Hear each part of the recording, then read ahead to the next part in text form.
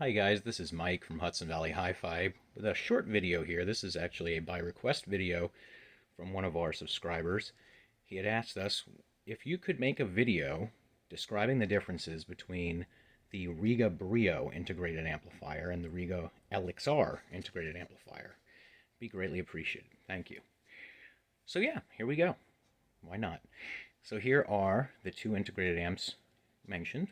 The Rega Brio, which this is the latest version that was released in 2017 and is the current model now in 2020, and the Elex-R, which is kind of the bigger brother in a way. But there are some further differences that you should be aware of if you're looking for an integrated amp right around this range.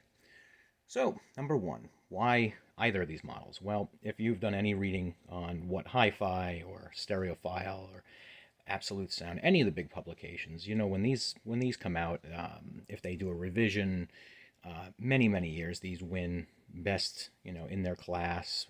They win all kinds of awards, and for good reason. Rega is a phenomenal product. These amps are all hand built in England in their factory, and they are really well made with very high quality control. So overall, you can't go wrong with one of these amps. They're just phenomenal. And if you have a turntable, obviously Rega is known for their turntables. The Phono stages in both of these units are outstanding, but we'll get to that in a minute. So what is the big difference? Obviously size, yes. The Brio is about half the width of the Elex-R. The Brio is about 8.5 inches wide, so it's kind of a half chassis design, where the Elex-R is 17 inches wide, more of a full width chassis design.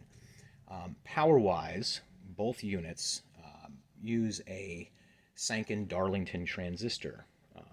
It's kind of the same type of transistor in each. However, Brio is a 50 watt into 8 ohm, 73 watt into 4 ohm amplifier, and the Elex-R is 73 watts into 8 ohms, 113 into 4 ohms. The other spec on Rega's webpage for the Elex-R is that it's 90 watts into 6 ohms, which they also list as the Rega speaker impedance. So if you're combining these with Rega speakers, the RX series, that would be usually around a 6 ohm load. And the Elex-R is going to put out 90. Based on that number, I would assume, you know, this is just me talking, not Rega, that you're looking in the high 50s, low 60s in terms of the Brio feeding into a Rega speaker. The Brio into the RX1's excellent combination, as is the Elex-R, which then you can also go up into RX3 and possibly even RX5 with this amplifier. It has a lot of current. It can handle a bigger floor stander and really have some authoritative sound. So, Phono stage, we just mentioned that. Might as well go right back to it. So the Brio shares its Phono stage only with the new IO amplifier, which was just released this year in 2020. So the Brio has a long-standing Phono stage, a long-standing reputation for being a great Phono stage, and now you can also get that in the IO, which we will be doing a follow-up video comparing the Brio and the smaller IO very shortly. They are very similar to each other, with some also very subtle differences. The Elex-R actually shares its Phono stage with the bigger Elicit, and the Elicit is just basically the next step up when it comes to Phono stages. And when you buy an Elex-R, you get that Phono stage in your amplifier. So going back to some other little differences, besides obviously power, size, the ability to drive a speaker, both of these have 5 inputs. So let's take a little stroll right around to the rear as well. Show you the back of both of these. So top one here, this is the Brio's rear panel. And as you can see, there's 5 sets of RCA inputs. The first one being the Phono stage, and then 4 more line level inputs afterwards. Then lastly, it's kind of hard to see, but the last set there says record output. So this could go to a processor or a tape deck or a digital recorder. 2 sets of gold binding posts, 5-way binding posts, and then an IEC connection for your power cord. On the Elex-R, this is a very important difference. You have input 1 for Phono, and then 2 through 5, line level. You have a record out, just like the Brio, but then you also have a preamp output. And this is important because if you want to run a subwoofer on this system, simplistically, running an RCA interconnect from the pre-out to that is very useful. Likewise, if you decide you want to purchase a set of speakers that have heftier power demands, but you like the sound of your Elex-R, you can run the pre-out into a separate power amplifier, which, you know, versatility down the road is always a good thing. Set of 5-way binding posts, just like the Brio. Instead of being on top, they are horizontal, left to right, and IEC power plug. So you can see they're very, very similar. There's the ground lug for your turntable. The Brio, the ground lug is actually underneath the amplifier. And you can just kind of, let's see if we can see it. There it is. There's the ground lug. So yeah, that is basically the differences in terms of inner inputs and interconnections. You do have that pre-out from the Elex, which is pretty important if you want that future versatility. Now, you may notice on the front of the Brio, there is one little extra feature here that you don't have on the Elex-R, that headphone jack. There's a 1/4-inch headphone jack on the front of the Brio. There is no headphone output on the Elex-R. When you get up to the level of Elex-R, I kind of assume you may want to go to a separate headphone amp. But the Brio does have an excellent headphone amplifier output. You can see it right there to the left of the input selector. Other than that, in terms of the front panels, both of these units are very, very simple. As you can see, there's a power button. There's the Brio's power button. There's the Elex-R's. And then an input selector. So in the Elex-R, it's that silver button right there, and volume control. On the Brio, it's that little black button there for input selection, and then volume control. Both of them have the same small remote control, which also has controls for CD player. So if you're looking at either of these units and you wanted to add a CD player, something like the Apollo or the Saturn, it will be controllable from the remote that will control the amp as well for volume and input. So if you have, say, a Brio with an Apollo stacked on top, you have one remote control for both pieces, which is always nice.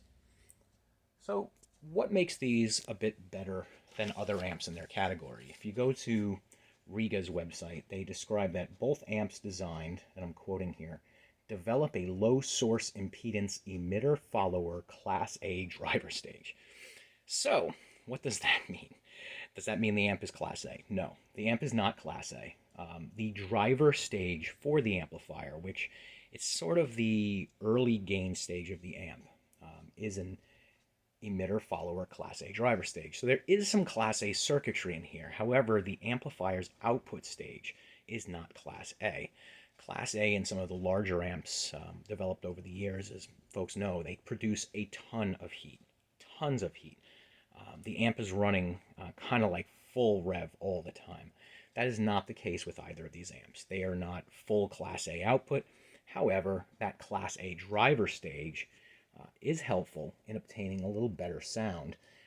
Sanken Darlington transistors combined with the design emulates a Class A condition with good thermal stability, and that's very important. So both of these units use Darlington power pack transistors. They're a Darlington all-in-one stage that is connected. If you look at both units, the sides of them, that's where those packs are actually attached to heat sinks. And the heat is dissipated throughout those heat sinks, and they are also touching, you see the screws on the top of the Elex. Those heat sinks are also touching the case. So I've had a few reviewers say, wow, both of these amps can get a little hot. They get warm. I wouldn't say they get hot, but if you're running them and running them very hard for a long period of time, you'll notice that the cases do get warm, and that is completely normal. It is by design, and it's actually very good thermal dissipation.